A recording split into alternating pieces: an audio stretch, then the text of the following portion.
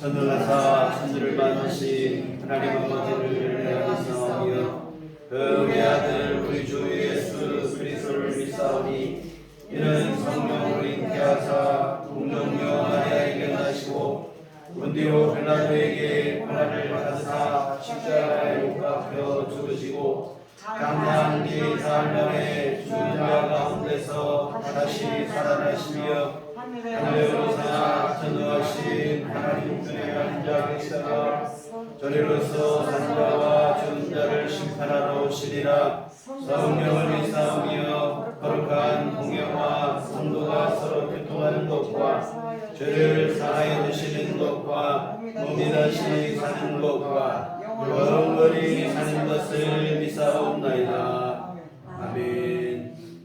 성시교독은 교문 52번 시편 119편 말씀을 함께 들어가시도록 하겠습니다. 청년이 무엇으로 그의 행실을 깨끗하게 하리이까? 주의 말씀만 지킬 따름이니이다. 내가 진실로 주를 찾았사오니 주의 계명에서 떠나지 말게 하소서. 내가 주께 범죄하지 아니하려 하여 주의 말씀을 내 마음에 두었나이다.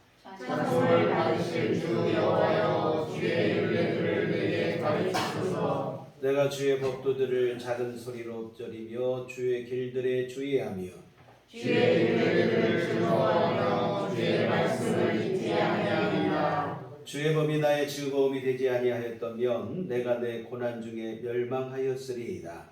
내가 주의 법도들을 영원히 잊지 아니하오니 주께서 이것들 때문에 나를 살게 하심이니라. 나는 주의 것이오니 나를 구원하소서. 내가 주의 법도들만을 찾았나이다. 아무들이 나를 바라보려거나 나는 주의 증거들만을 생각하겠나이다. 내가 보니 모든 완전한 것이 다 끝이 있어도 주의 계명들은 심히 넓으니이다. 내가 주의 법을 어찌 사랑하는지요. 내가 것을 종일 작은 소리로 욱조리나이다. 아멘. 성경은 찬송가 6장입니다.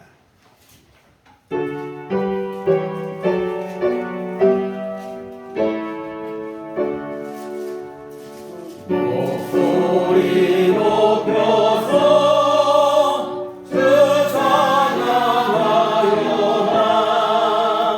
영광과 권세와 존귀와 위엄을 오늘이 다스리시는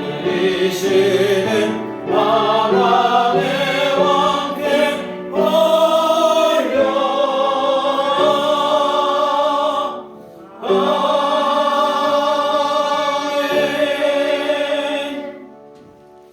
다 같이 자리에서 기도하시겠습니다. 기도하실 때 이명희 목사님 기도해 주시겠습니다.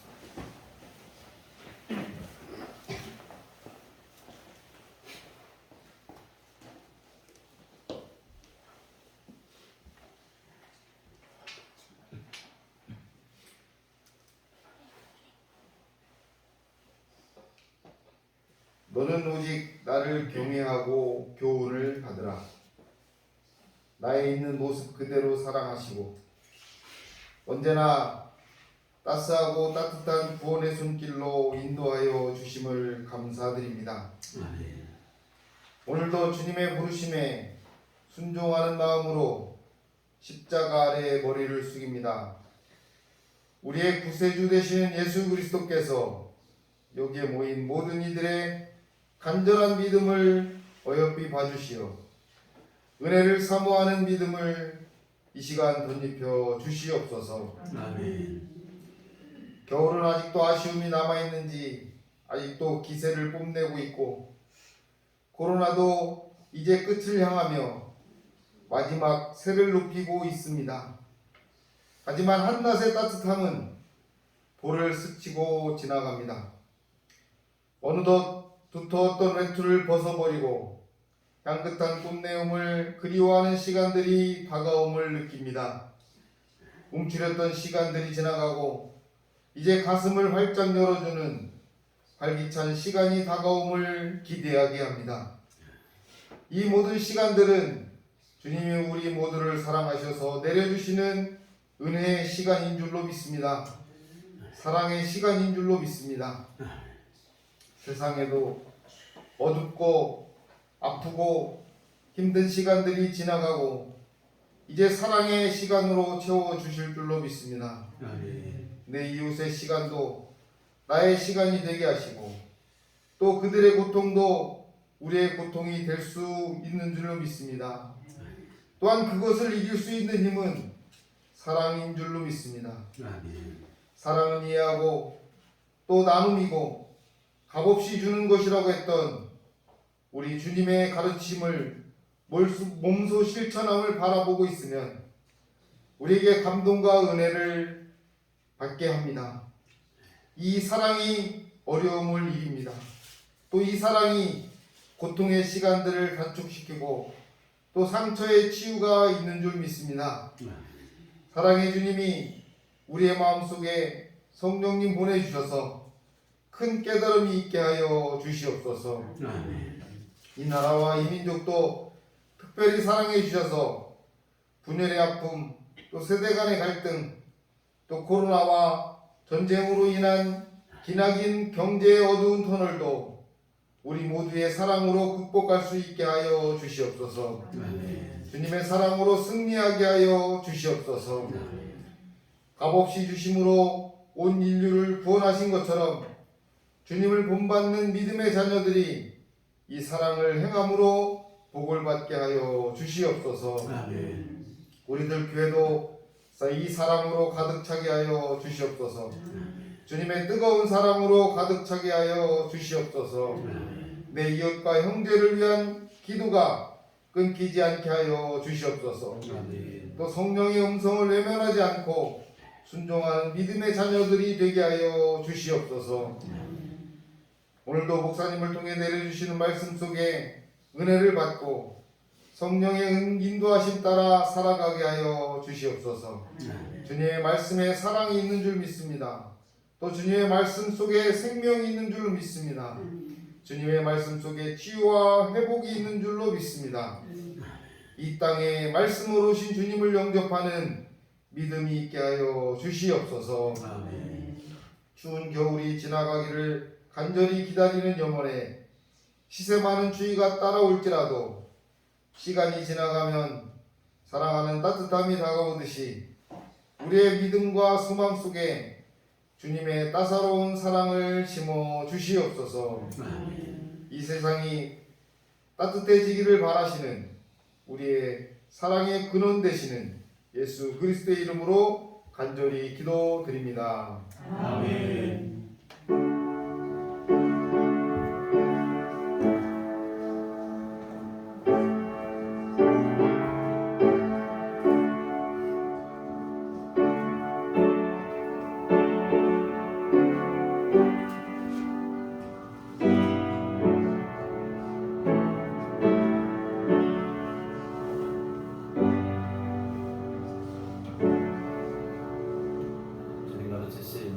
기도하시겠습니다. 하늘에 계신 우리 아버지여, 이름이 곧 귀히 여김을 받으시오며 나라의 마옵시며 뜻이 하늘에서 이룬 것 같이 땅에서도 이루어지이다. 오늘날 우리에게 일용할 양식을 주옵시고 우리가 우리에게 죄 지은 자를 사하여 준 것 같이 우리의 죄를 사하여 주옵시고 우리를 시험에 들게 하지 마옵시고 다만 하나님께서 구하옵소서. 내게 나라와 권세와 영광이 아버지께 영원히 싸움나이다. 아멘. 죄송합니다. 오늘 주보가 좀 잘못 나왔어요. 오늘 성경 말씀은 구약성경 사사기 17장 1절에서 6절 말씀입니다. 우리 앞에 화면에 그대로 나오니까 같이 우리 한번 보시면서 합독하시도록 하겠습니다. 에브라임 산지에 미가라 이름하는 사람이 있더니 그의 어머니에게 이르되 어머니께서 얻은 천백을 잃어버리셨으므로 저주하시고 내게도 말씀하셨더니 보소서 그 은이 내게 있나이다. 내가 그것을 가졌나이다 하니 그의 어머니가 이르되 내 아들이 여호와께 복받기를 원하노라 하니라. 미가가 온 천백을 그 어머니에게 도로주매 그의 어머니가 이르되 내가 내 아들을 위하여 한 신상을 새기며 한 신상을 부어 만들기 위해 내 손에서 이 은을 여호와께 번기 드리노라. 그러므로 내가 이제 이 은을 내게 주리라. 미가가 그 은을 그의 어머니에게 주었으므로 어머니가 그 은백을 가져다가 은장색에게 주고 한 신상을 새기고 한 신상을 부어 만들었더니 그 신상이 미가의 집에 있더라. 그 사람 미가에게 신당이 있으므로 그가 에봇과 드라임을 만들고 한 아들을 세워 그의 제사장으로 삼았더라. 그때에는 이스라엘에 왕이 없었으므로 사람마다 자기 소견에 온 대로 행하였더라. 아멘. 우리 주님의 은총과 평강이 교회 여러분과 늘 함께 하시기를 기원합니다. 어느 교회에서 실제로 있었던 일인데요. 교회를 건축하는 중에 재정적으로 어려움을 좀 겪었다고 합니다. 그러던 중 어느 날 목사님께서 성도님들을 태우시고 차량을 운행하시다가 사고가 났습니다. 큰 사고는 아니고 상대방 차량이 교회 차량을 뒤에서 들이받은 간단한 접촉 사고가 났어요. 그런데 목사님은 성도님들과 함께 단체로 병원에 입원을 했다고 합니다. 그리고 가해자와 합의를 안 해주다가 뒤늦게 상당한 액수의 합의금을 받고 합의를 했다는 거예요. 사실 믿는 성도로서 정직하지 못한 부끄러운 일이죠. 그런데 목사님은 한술 더 떠서 성도님들에게 교회 건축에 어려움이 있으니 합의금으로 받은 것을 헌신하는 마음으로 다 건축원금 드리시라고. 그래서 여하튼 성도님들이 그렇게 해서 헌금을 해가지고 건축에 작은아마 도움이 됐다 이런 얘기를 하면서 하나님의 은총 가운데 됐다 이런 얘기를 하는 거예요. 제가 그 얘기를 듣고 도대체 이게 제 귀를 의심했습니다. 이게 무슨 하나님의 은혜인가? 그 은혜가 아니고 사기이고 정직하지 못한 일이죠. 하나님께서 절대로 기뻐하실 일이 아닙니다. 그런데 여러분, 참 안타까운 것은 이런 어처구니 없는 일들이 의외로 많이 일어난다고 하는 사실입니다. 믿음과 전혀 상관없는 일들을 자기 마음대로 저질러 놓고는 무조건 은혜라는 말로 우기는 거예요. 참으로 통탄할 일입니다. 하나님의 이름에 먹칠을 하는 일이고, 사실은 이런 비상식적인 일들 때문에 전도문이 막히는 것입니다. 사랑하는 성도 여러분, 오늘 우리의 믿음은 건강한가? 우리 스스로 돌아보았으면 좋겠습니다. 내 마음대로 다 해놓고 신앙적 언어 몇 마디로 포장하며 나는 잘 먹고 있는 것처럼 위선과 가식으로 살아가고 있지는 않은가. 이 시간 말씀을 통해서 우리의 신앙을 점검해보는 시간이 됐으면 좋겠습니다. 무조건 하고 나는 그냥 교회 다니고 있으니까 잘 믿고 있겠거니 안심하지 마시고 말씀을 통해서 정직하게 우리 심령을 점검해보는 시간이 되시기를 부탁을 드립니다. 오늘 본문은 사사기 기록에 어찌 보면 부록처럼 뒤에 달려진 말씀입니다. 사사기는 16장까지는 12명의 사사들을 중심으로 한 기록이고, 17장 이후에는 사사가 아닌 일반 백성들 사이에서 일어났던 몇 개의 사건을 기록하고 있어요. 부록처럼 첨부한 기록인데, 사실은 사사기뿐만 아니라 사사기 뒤에 나오는 룻기도 또한 사사시대에 동일한 시대에 일어났던 일로 연장선으로 보시면 좋을 것 같아요.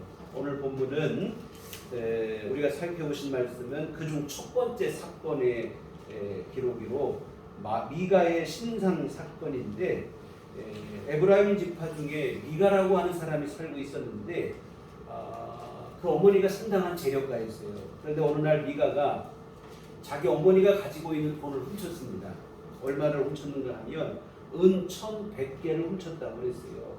은 1,100개라고 하니까 이 돈이 얼마인지 잘 감이 안 오는데, 뒤에 본문 뒤에 10절에 보시면 레위인의 임금으로 1년 동안 은 10개를 주겠다고 하는 말이 나와요. 은 10개가 한 사람의 1년 연봉이라 이렇게 보시면 되는데, 그러면 은 1,100개는 그 산술적으로 계산하면 110년 동안 받은 임금을 하나도 쓰지 않고 모아야 모을 수 있는 액수가 되어지겠죠. 현재 우리가 쓰는 화폐 단위를 좀 환산을 해보면, 얼마 전에 신문에 보니까 대졸자 중소기업, 대기업 말고 중소기업 대졸자 초임이 연봉이 한 3천만 원 정도 된다고 합니다. 그런 계산으로 하면 110년 동안이면 33억이 되어지겠죠. 작은 돈은 아니에요. 일반 서민들은 평생에 한번 만져보기도 힘든 그런 큰 액수의 돈이죠. 근데 하여튼 이 돈을 어머니가 잃어버리니까 미가의 어머니가 얼마나 화가 나는지 날마다 그냥 입만 열면 돈을 훔쳐간 도둑을 향해서 저주와 악담을 퍼붓는 거예요. 온갖 저주와 험담과 악담을 퍼붓다 보니까 옆에서 매일마다 그 독서를 듣고 있는 미가가 도둑이 제발이 저리는 거예요. 도무지 견딜 수가 없어요. 어머니의 저주가 하도 심각하니까 결국 견디다 못하고 자수를 하는 거예요. 양심의 가책을 받아서 자수를 하기보다는 어머니의 저주가 무서워서 아마 자수를 한 것 같아요.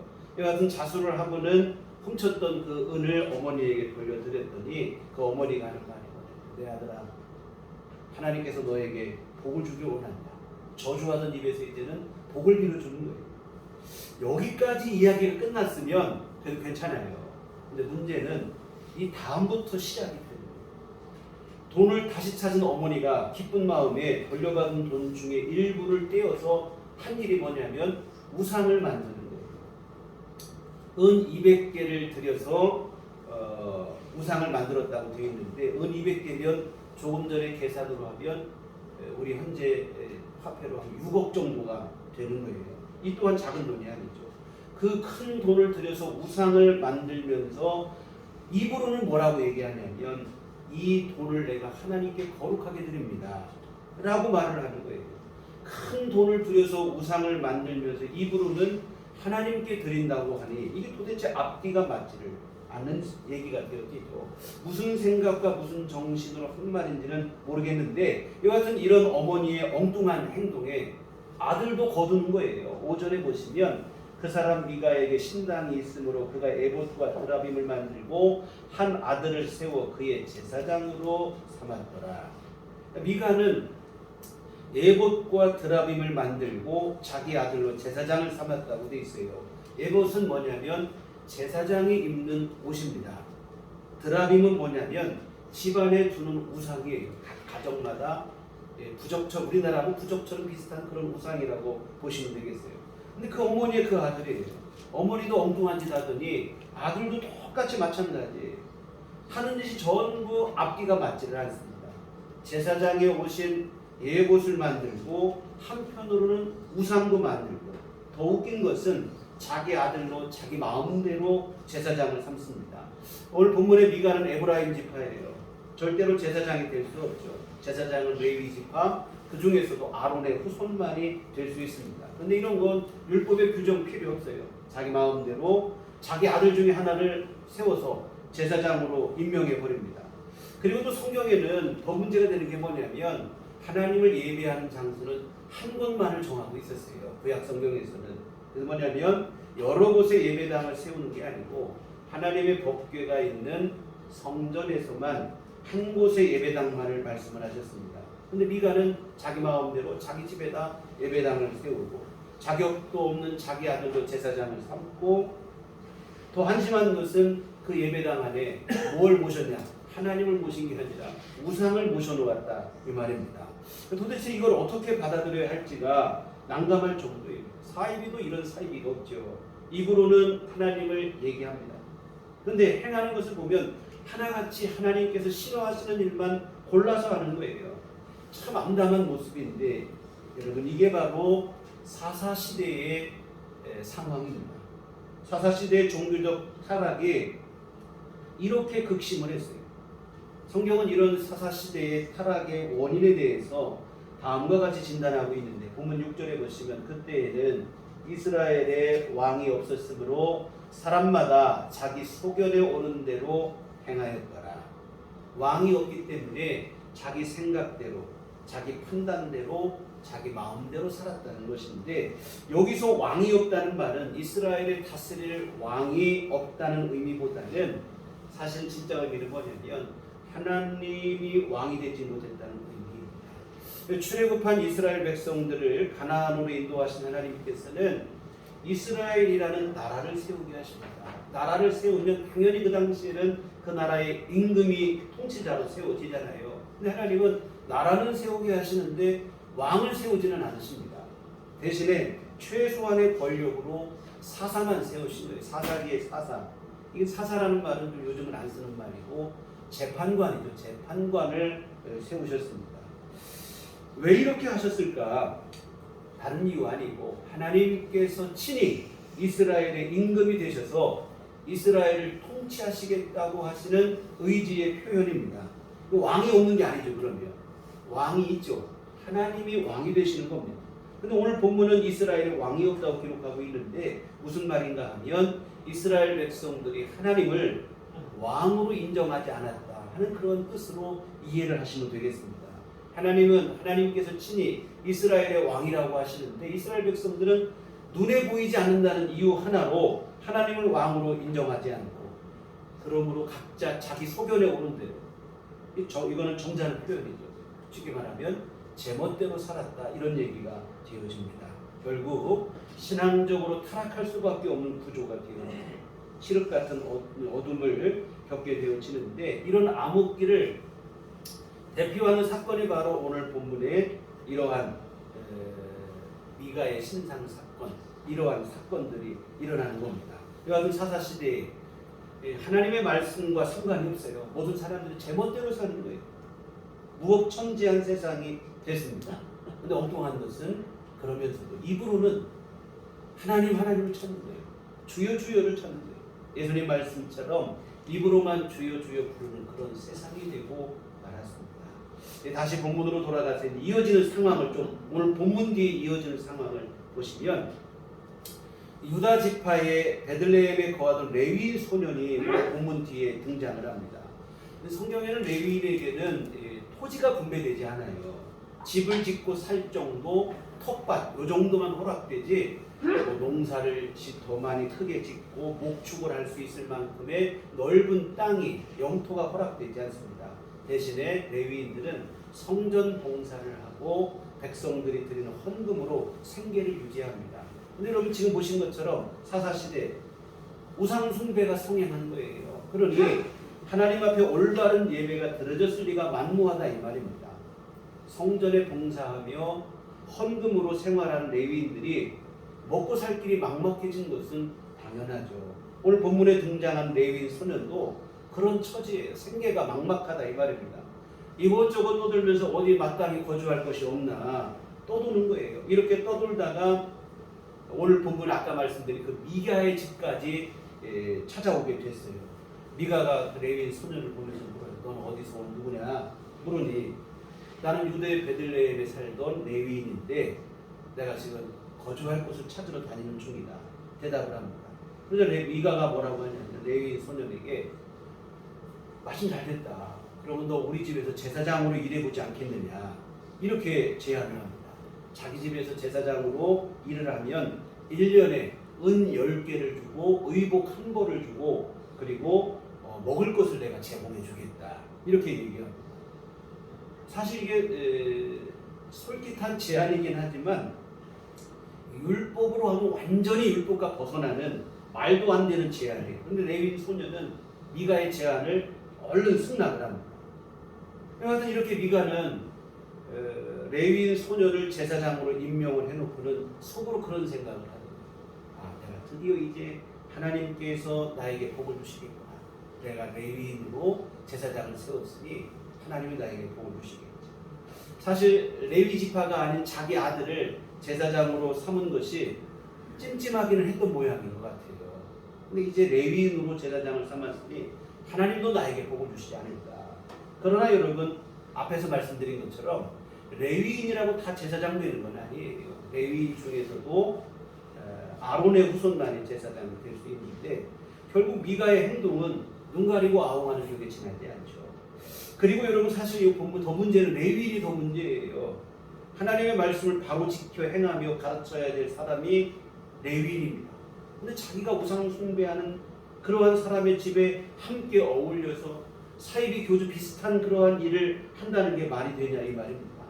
사실 여러분 굶어 죽더라도 하나님의 말씀대로 살아야 돼요. 다른 사람은 몰라도 최소한 레위인만큼은 하나님의 말씀을 생명처럼 여기고 살아야 되고 그러라고 세우신 게 레위인입니다. 그런데 목구멍이 포도총이라고 당장 먹고 살겠다는 생각뿐이 결국 해서는 안 되는 일을 서슴지 않고 행하는 겁니다. 여러분 레위인은 하나님의 성전에서 봉사를 해야 돼요.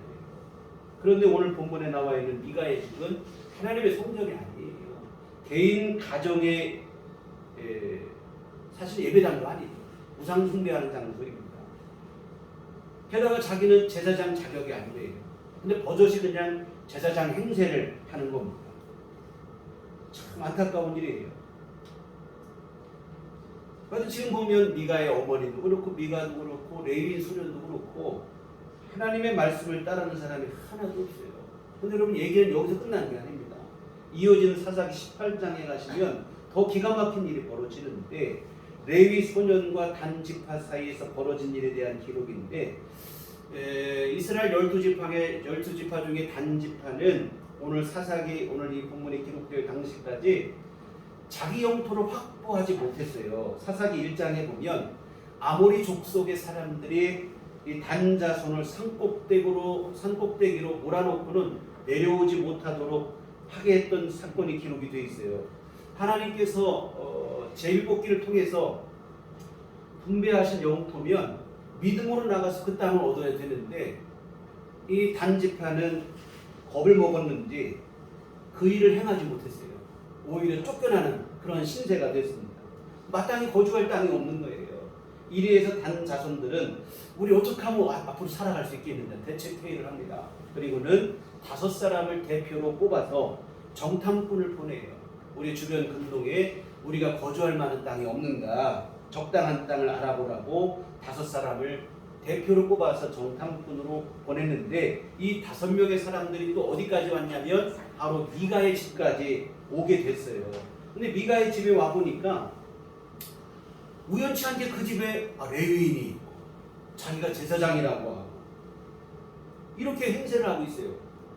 그랬더니 5명의 사람들이 뭐라고 하냐면 이 레위 소년에게 우리 갈 길을 좀 예언을 해달라. 하나님께서 우리 갈 길에 대해서 복을 주시겠느냐 하고 묻는 거예요. 사실 여러분 묻고자 한다면 물을 만한 사람에게 물어야 되는데 거짓 제사장 행세하는 레위인에게 이렇게 물은 거예요.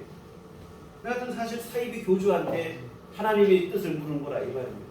그랬더니 레위 소년은 또 한술 더 뜨는 거예요. 자기가 진짜로 하나님의 제사장이 된 듯이 평안히 가라. 하나님이 너희에게는 복되게 인도하실 것이다. 하나님이 너희와 함께 하실 것이다. 뭐 그럴듯하게 대답을 해요. 묻는 사람이나 대답하는 사람이나 참 가관인데 이와 같은 이 5사람이 레위 소년의 말을 듣고는 하나님께서 우리를 잘 인도해 주시겠지 이런 생각을 하고 길을 떠나요. 그렇게 한참을 떠나다가 라이스라고 하는 곳에 이르러 보니까 자기들이 살기에는 적당한 땅이 있는 거예요. 그러니까 그래서 이 생각을 하고 이 땅을 우리가 우리 영토로 삼으면 좋겠다 생각을 하고 자기 지파에게 돌아가서 정탐한 일을 보고를 합니다. 이들의 보고를 받은 온 지파 사람들이 만족하죠. 우리 더 이상 이제 떠돌이 생활 안 해도 되겠구나 하고는 그 땅을 차지하러 가자 하고는 단 지파 중에서 군인을 모집해요. 600명의 군인을 소집해서는 라이스 땅으로 파병을 합니다. 600명의 군대가 라이스 땅으로 출정을 하는데 가는 길 도중에 아까 또 그 레위 소년이 살고 있는 미가의 집에 이르게 됩니다. 그래서 지난번 정탐을 다녀온 5사람들이 미가의 집에 들어가서 아무도 없는 빈집에 들어가서 미가의 집에 들어가 그 안에 있는 신상, 아까 말한 그 우상이죠. 우상 그리고 에봇 이것을 도적질해 갖고 나오는 거예요.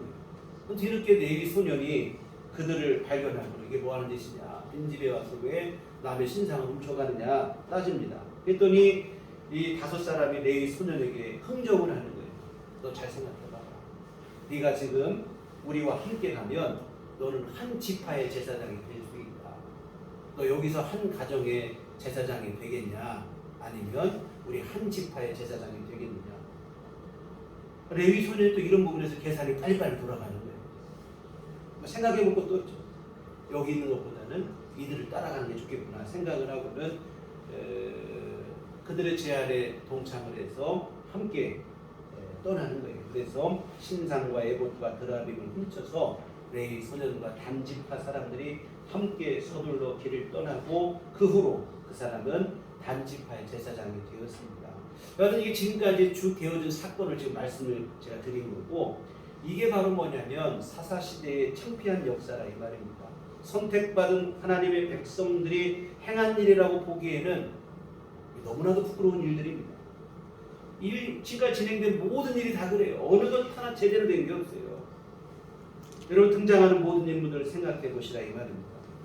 미가도 그렇고 미가의 어머니도 그렇고 레위 소년도 그렇고 단지파의 5 정탐꾼도 그렇고 함께 갔던 600명의 군사들도 그렇고 모두가 다 제정신이 아니라 이 말입니다. 양심, 신앙, 율법, 하나님의 말씀 다 필요 없어요. 이들의 결정과 판단에는 오직 육신적인 욕심 외에는 작용하는 것이 하나도 없습니다. 자기 욕심대로 하는 거예요. 하나님의 말씀 상관없고 내 욕심만 채워진다면 그만이라 이 말입니다. 그런데 여러분 기가 막히는 것은 그렇게 하면서도 이들이 입만 열면 하는 얘기는 뭐냐면 하나님을 위해서 주여 주여를 찾는 거예요. 어찌 보면 여러분 이것은 불신 세상보다도 더 타락한 모습입니다. 여러분 아무리 입으로 하나님을 열심히 부르고 찾아도 이런 식이라면 믿음이 될 수 없어요. 오히려 하나님을 기만하고 우롱하는 행위에 지나지 않습니다.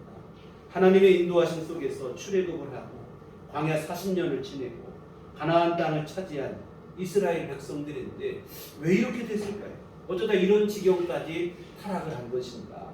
그 이유 다시 말씀드리지만 오늘 본문 6절 말씀, 그때에는 이스라엘에 왕이 없었으므로 사람마다 자기 소견에 오는 대로 행하였더라.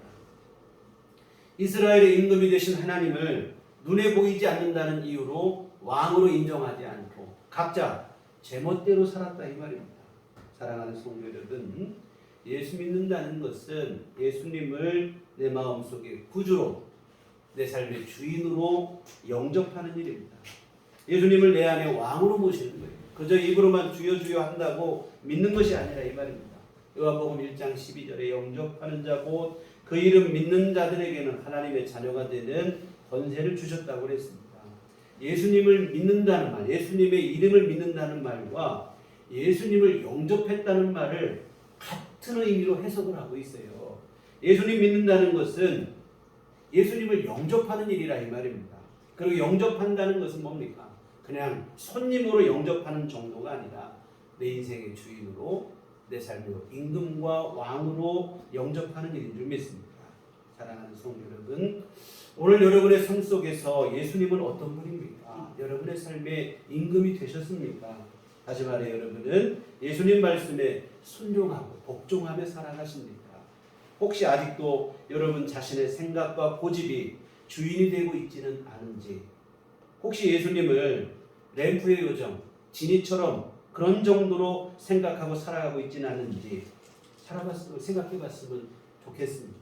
필요할 때만 와서 그냥 도와주고 그 다음에는 내 삶에 더 이상 간섭할 것도 없고 참견할 것도 없고 램프의 연기처럼 사라지기를 바라는 것은 아닌지요. 예수님은 그런 정도의 분이 아닙니다. 우리 삶의 주인이십니다. 하나님은 우리의 왕이 되십니다. 무엇이 믿음이겠습니까? 하나님을 왕으로 모시고 그 앞에 복종하는 삶을 살아가는 것입니다. 여러분, 믿음이라고 하는 것은 우리 입술에 말에 있는 게 아니고 주님의 뜻에 순종하는 데 믿음이 결판이 나는 줄 믿습니다. 지금 우리나라는 대통령제, 대통령은 국민이 뽑죠. 그러다 보니까 우리 역사에도 있었지만 국민이 대통령을 탄핵할 수도 있어요. 그러나 여러분, 왕정제도라고 하는 건 대통령제하고는 전혀 성격이 달라요. 왕이 곧 법이라 이 말입니다. 왕 앞에는 오직 복종밖에 없어요. 여러분, 왕 대신 하나님 앞에 오직 우리도 복종의 삶을 살아야 되는데 이것이 바로 하나님을 왕으로 모신다는 것이고 이것이 바로 믿음이 되어집니다. 믿음은 여러분 어찌 보면 주도권 싸움이라 이 말이죠. 지금까지는 내가 주인이고 왕이었다면 이제는 모든 인생의 주인 되시는 하나님을 내 주인으로 바꾸고 삼는 일이 신앙이라 이 말입니다. 주도권을 누구에게 주느냐? 내가 붙잡느냐? 하나님께 주도권을 돌려드리느냐? 여러분, 그 결단을 내리는 게 바로 믿음의 결단인 줄 믿습니다. 그저 입으로만 주님이라고 부른다고 해서 되는 건 아니에요. 입으로는 주님 해놓고는 내 종처럼 부려먹고 살아가는 그런 일들이 많이 있는데요. 하나님께 모든 것을 맡기고 하나님의 판결에 전적으로 순복하는 게 믿음인데 설령 손해가 되고 당장 희생이 되더라도 그 결단을 할 수 있어야 이게 하나님이 온전히 기뻐하실 만한 진정한 믿음이 됩니다. 사실 이게 부끄러운 얘기로 참 얘기를 할까 말까 하다가 오늘 말씀드렸는데 작년 늦가을에 우리 혜인이 운전 연습을 시키다가 교통사고가 났어요. 차나 사람과 부딪힌 건 아니고 도로에 있는 경계석에 차가 부딪혀서 우리 차가 다 파손이 많이 됐어요. 시골길이다 보니까 경계석이 상당히 높아가지고 한적한 곳에 사고 없을 줄 알고 운전을 연습한다고 시킨 건데 사고가 났어요. 차량 범퍼가 완전히 파손이 됐어요. 보험을 혜인이까지 들어놓고 했으면 좋았는데 그냥 잠깐 한다는 생각으로 보험 관계없이 시키다가 이렇게 사고가 나서 보험이 안 되는 상황이에요. 앞이 캄캄한 거예요. 때마침 그때 우리 혜인이가 취업이 돼서 타지로 가니까 조그만 월세방이라도 보증금을 마련해야 되는 상황이라 가진 돈도 없고 금전적으로 참 힘든 때였습니다. 정말 그때 말 그대로 앞이 캄캄한 거예요. 이 다급한 마음이 드니까 신앙이고 뭐고 잘 생각이 안 나는 거예요. 인간적인 방법이 그냥 마음을 장악하는 것입니다. 그래서 그때 어떤 생각을 해서 참 부끄러운 얘기인데 우리 집사람이 운전한 것으로 바꿔치기를 해서 보험사에다가 연락을 했어요. 공업사에 이제 차량이 공업사로 견인을 해서 공업사에 가가지고 차를 맡기면서 사장님께 한번 물어봤어요. 예상 수리비가 얼마나 나오겠느냐 했더니 한 300만 원 초반대 정도 나올 것 같다고 해요. 그래서 참 몇십만 원도 아니고 제가 그때 돈도 없는 형편에 몇백만 원이라는 얘기를 듣고 나니까 이 거짓말 하면 안 된다고 하는 정직하게 해야 된다고 하는 양심의 소리를 묵살하고 그냥 보험 처리하는 것으로 하고 집으로 돌아갔어요. 근데 도무지 집에 왔는데 잠을 잘 수가 없는 거예요. 뭐 마음이 불편해서 밤새 뒤척이다가 또 시간은 돌아와서 새벽 기도할 시간이 되는 거예요. 새벽 기도하러 내려왔는데 설교를 해야 되는데 무슨 설교를 했는지 모르겠어요. 그냥 설교는 입으로는 하는데 설교를 간신히 하고 더 문제는 기도를 하려고 하는데 도무지 기도가 안 되는 거예요. 하나님한테 기도를 해야 되는데 내가 기도할 자격이 있나? 기도가 안 돼요. 얼마나 마음이 짓눌리고 힘든지 이렇게 살다가는 내가 제명에 못 살겠구나 그런 생각이 들어요. 죽을 것 같더라고요. 보험사에 전화를 해서 내가 보험 처리하지 않고 내 자비로 내가 처리를 하겠다 전화를 했습니다. 그리고 곧장 공업사에 찾아가서 자비로 내가 수리를 해야 되는 상황이 됐는데 사장님 잘 좀 처리 좀 해주시라 했더니 이해를 못 하시는 거예요. 왜 보험 처리해야지 왜 자비로 하시려고 하냐. 이럴 때 쓰려고 보험 들어오는 거 아니에요. 하도 그래가지고 제가 하는 수 없이 내가 사실은 예수 믿는 사람인데 양심의 가책이 돼서 도저히 그럴 수 없어서 내가 이마저마한 사정이 이렇게 한다고 했더니 사장님 또 하는 말이 뭐냐면 그래도 여전히 이해가 안 되겠다. 다 그러고 살아요 하면서 보험 처리하는 거죠. 저한테 그래가지고 아니라고 여하튼 내 수리를 할 테니 잘 좀 수리해 주시라고 그렇게 말을 하고 공업사를 나오는데 드디어 제 마음이 살 것 같은 거예요. 마음의 눌림이 사라지고 평안이 찾아오는 거예요. 여하튼 그때 금전적으로 참 힘든 때에 300만 원이 넘는 돈을 지불을 해야 했지만 마음의 그러한 불편함이 해소되고 나니까 오히려 평안한 거예요. 그리고 사실은 제 잘못에 대한 정당한 대가들이 손해보는 건 아니잖아요. 사실 이게 잘못했으면 대가를 치르는 것은 당연한 일이죠.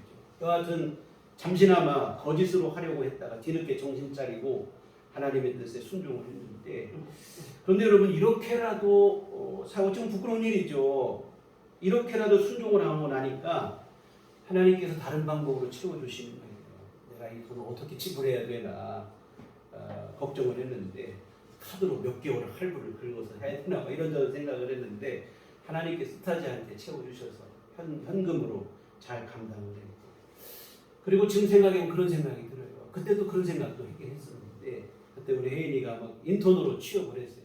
취업하고 이제 이게 취업 연계형이라고 정직원이 되는 과정이긴 하지만 인턴 과정 끝나고 정직원이 될 수도 있고 안 될 수도 있는 상황인데 지난주에 정직원으로 정식 채용이 됐어요.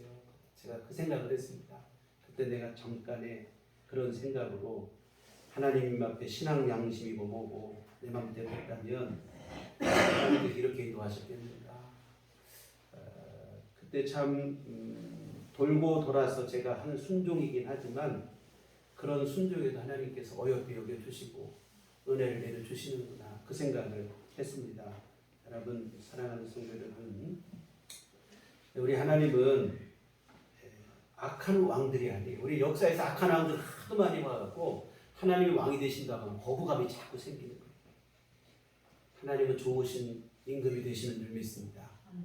하나님께 순종하시면 하나님께서 당장은 힘들고 부담스럽고 불편한 것 같지만 은혜로 채워주시는 줄 믿습니다. 사랑하는 성도 여러분 예수 믿는 것은 예수님을 하나님을 왕으로 내 인생의 주인으로 모시는 일인 줄 믿습니다. 우리의 왕이 되시고 주인이신 하나님의 뜻에 순종하는 거예요. 이게 진짜 믿음입니다. 입으로만 믿는다고 하고 행동은 내 마음대로 하는 것은 믿음이 아니죠. 여러분 입으로는 주여 주여 하고 행동은 내 마음대로 하는 것은 돌에다 물 떠다 놓고 피는 것과 하나도 다르지 않아요.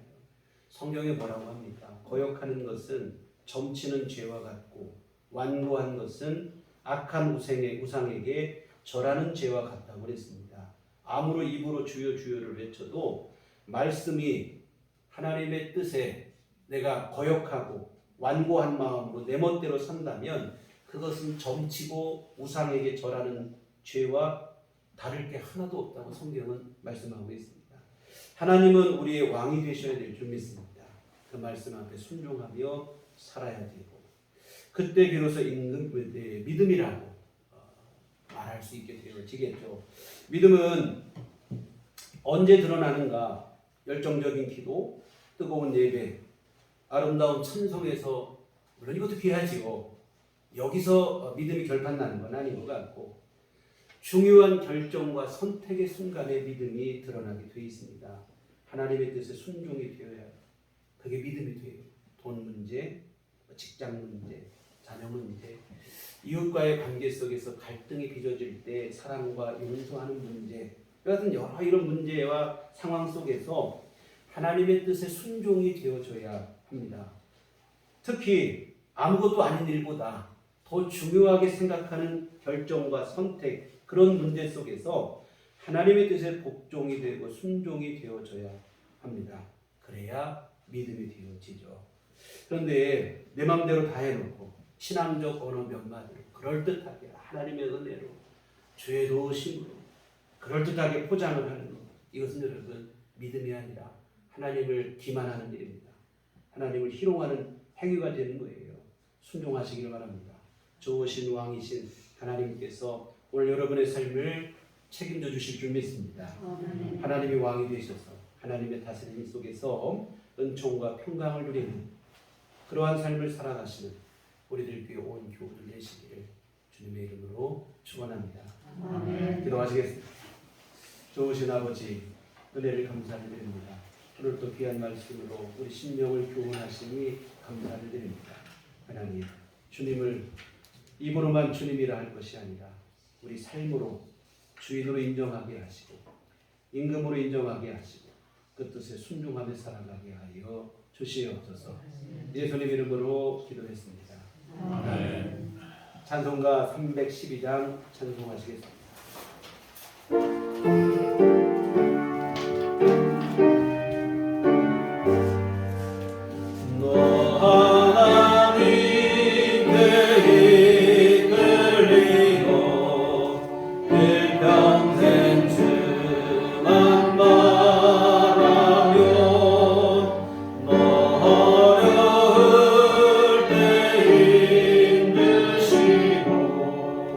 언제나 지켜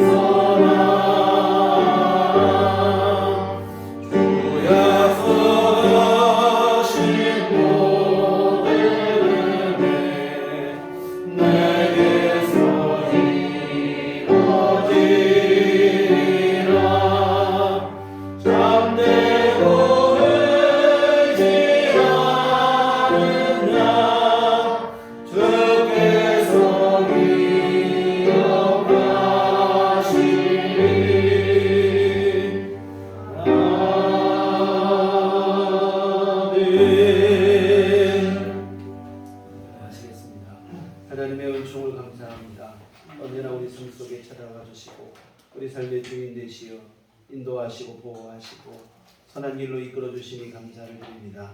하나님 오늘 회복된 날 맞이하게 하시고 주께 나와 함께 예배하게 하시며 성령의 감동하심으로 주의 말씀 듣고 깨닫게 하시니 감사를 드립니다. 하나님 이 모든 은총 감사하며 주 앞에 이 헌금 드립니다. 기뻐 받아 주시옵소서. 복 내려 주셔서 하나님의 귀한 일들 이루기에 부족함 없게 하여 주시옵소서. 또한 아버지 하나님 이 시간 귀한 헌금을 드리고 몸과 마음과 시간과 정성을 바쳐 예배한 모든 심령들에게도 하나님께서 은총을 내려 주시옵소서. 주의 귀하신 은혜와 도우심 안에 온전한 믿음으로 살게 하여 주시어서 오늘 말씀처럼 하나님을 임금으로 삼고 그 뜻에 순종하게 하시고 좋으신 왕 대신 하나님이 내려주시는 하늘의 위로와 은총과 평강을 누리는 삶을 살아가게 하여 주시옵소서. 아버지 하나님 또한 우리에게 믿음을 겸하여 또한 아버지 하나님 건강한 육신의 삶도 허락하여 주시옵소서. 특별히 아버지 하나님 질병으로 고생하는 교우들이 있습니다. 우리 주님 기억하여 주시옵시고 주님의 권능의 손길로 친히 안수하여 주시어서 질병은 떠나가게 하시고 하나님 내려주시는 건강을 날마다 주시는 새 힘을 누리며 살게 하여 주시옵소서. 또한 아버지 하나님 전염병으로 힘들고 어려운 때에도 우리 모든 교우들 지켜주시고 보호하여 주시어서 건강한 삶을 누리기에 부족함 없도록 도와주시옵시고 날마다 새 힘 주시어서 일상의 모든 먹고 마시고 활동하는 모든 일들이 불편함이 없도록 하나님 은혜를 내려 주시옵소서. 아버지 하나님 또한 경제적으로 힘들고 어려운 때를 살아갑니다. 하나님께서 하늘문을 여시고 복을 내려 주시되 우리의 일용할 모든 것을 주께서 때에 맞게 채워 주시옵소서. 각 사람의 형편과 처지를 하시오니 꼭 맞는 은혜를 주께서 베풀어 주시옵시고 모든 삶을 주님이 주장하시고 붙들어 주시어서 주 안에서 참 평안을 누리는 근심 걱정 없는 삶이 될 수 있도록 주님 도와 주시옵소서. 아버지 하나님 또한 우리 주 앞에 늘 기도하는 기도들이 있습니다. 하나님께서 아시오니 주의 은총을 간절히 사모하는 우리 성도들의 기도를 들어 주시옵시고 하나님의 정하신 때에 우리가 구한 것보다 더 우리에게 온전하고 꼭 필요한 것들로 하나님께서 채워 주시옵소서. 또한 앞으로 한 주간 살아갈 때도 우리 주님과 동행하는 삶이 되게 하시고 우리 임금 되시는 주님의 인도하심 속에 하나님의 도우심으로 살아가는 삶이 되게 하여 주시옵소서. 예수님 이름으로 기도했습니다. 아멘. 교회 소식 시간입니다. 우리 서로 인사하실 때 주님만 바라봅시다. 오늘은 선교 헌금을 드리는 주일입니다. 오늘 첫 주 우리 선교를 드리는데 복음의 씨앗을 심는 마음으로 함께 보내주시면 고맙겠습니다. 영적으로 혼탁한 시대가 됐습니다. 교회 밖에 집회와 성경문을 참여를 통하고 우리 교회 중심으로 건강한 건강한 신앙생활을 이어가시면 좋겠습니다. 그리고 주보에는 기록하지 않았는데 우리 교회 신방 전사님이신 김복단 전사님이 은퇴 연한이 되셨어요. 그런데 우리 감리교 교리 장정에 보면 장로님들은 여외에서 은퇴를 하고 장로님들은 지방에서 은퇴를 하는데 신방 전사님은 어디서 은퇴하는지 기록이 없어요. 그래서 우리 교회에서 은퇴 연세가 되셨는데 그냥 넘어가기는 좀 그런 것 같고 그래서 우리 지난 교육회 때 결의를 하고 오늘 조금이나마 그냥 축하의 자리를 좀 가졌으면 좋겠다 싶어서 교회에서 준비를 했습니다. 패를 하나, 공로패 하나 준비하고 꽃다발 준비했습니다. 선생님 한번 앞으로 나오시죠.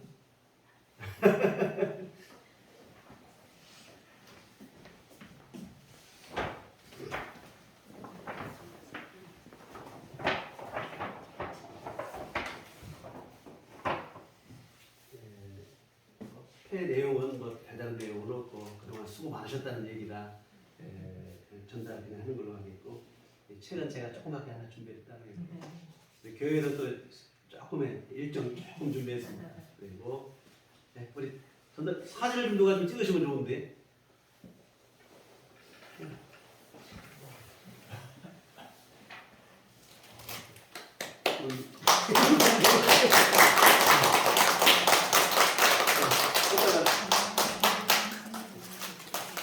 선생님 하신 말씀 제가 한마디 하시는데요. 감사합니다. 이렇게 하나님의 은혜로 주님의 은혜로 이렇게 우리들 교회에서 이렇게 좋은 목사님 만나시고 또한 좋은 사모님 또한 좋은 성도님들 이렇게 만나셔서 신앙생활 할 수 있도록 인도하시는 애 감사합니다. 앞으로도 기도로 많이 부탁드리겠습니다. 감사합니다. 전사님 뭐 직책에만 은퇴라는 게 있지 하나님 나라 일꾼에는 은퇴가 없어요. 사실은 주님 나라 갈 때 은퇴하는 거예요. 그때까지 열심히 봉사하시라고 우리 격려 박수 한 번 더 하시겠습니다. 그러면 제가 우리 전사님 위해서 잠깐 기도하고 축도하시고 일어나시겠습니다. 같이 기도하시겠습니다. 걸어가신 아버지 은혜를 감사를 드립니다. 하나님께서 귀한 사명 주시고 건강함으로 믿음으로 귀한 사명 잘 지금까지 감당하게 하시니 감사를 드립니다. 특별히 아버지 하나님 힘들고 어려운 교회에서 힘든 사역을 함께 협력하게 하시고 기쁨으로 오직 주님을 섬기는 마음으로 이 귀한 일을 함께 감당하게 하셨으니 귀한 헌신에 하나님께서 복을 내려 주시어서 더욱더 복된 삶이 되게 하여 주시옵시고 지금까지도 하나님의 은혜를 누렸거니와 이후의 삶 속에 더 크신 주의 은혜와 도우심으로 주님 앞에 서게 하여 주시옵소서. 아버지 하나님 특별히 이제 건강도 허락하여 주시어서 건강한 육신 허락하여 주시옵시고 또한 아버지 하나님 그동안 신앙의 경력 속에 쌓아온 성숙한 믿음의 바탕으로 하나님 앞에 더 성숙한 헌신으로 충성할 수 있도록 주께서 이끄시고 인도하여 주시옵소서. 또한 귀한 가정에 주께서 복을 내려 주시어서 자자손손 믿음의 아름다운 유업을 이뤄가게 하여 주시옵시고 하나님의 도움과 은총을 누리는 복된 가정 되도록 하나님 복 내려 주시옵소서. 이제는 우리 주 예수 그리스도의 구속의 은혜와 하나님 아버지의 극진하신 사랑하심과 성령님의 유료교통 역사 감화 감동 충만하시니 주의 피로 세우신 우리들 교회 위와 오직 하나님을 임금으로 삼고 복종하는 삶을 순종하는 삶을 살기를 소원하는 주의 사랑하는 모든 자녀들의 심령이 지금부터 영원토록 함께 계시기를 간절히 축원하옵나이다. 아멘.